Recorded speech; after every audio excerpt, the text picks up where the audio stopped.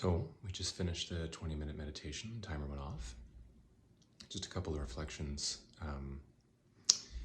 for you. First, when we were meditating, you may have heard my children in the background.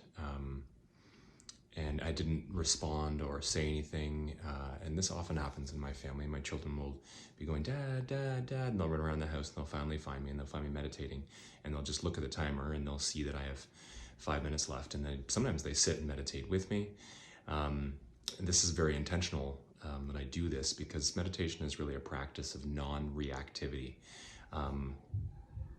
We're very often, in fact, sometimes all of the time, reacting to the emotion of the moment. And meditation is a practice that really helps us to be aware when we are doing that, and begin to reduce that level of reactivity and really choose how we're going to respond rather than react. So that's what I try and incorporate into my meditation practice.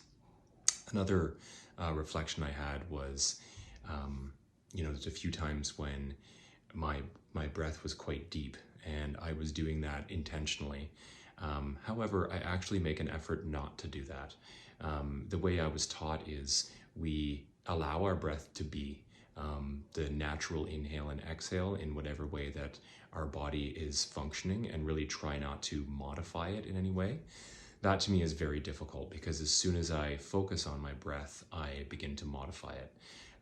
So that is an additional challenge. And the mantra that I kind of use is witness the breath. I'm really trying to connect with the presence behind the breath.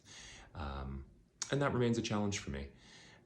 So I just thought I would share that with you. And the other thing that happened to me this particular meditation was, at one point I nodded off, and that happens. I didn't sleep very well last night.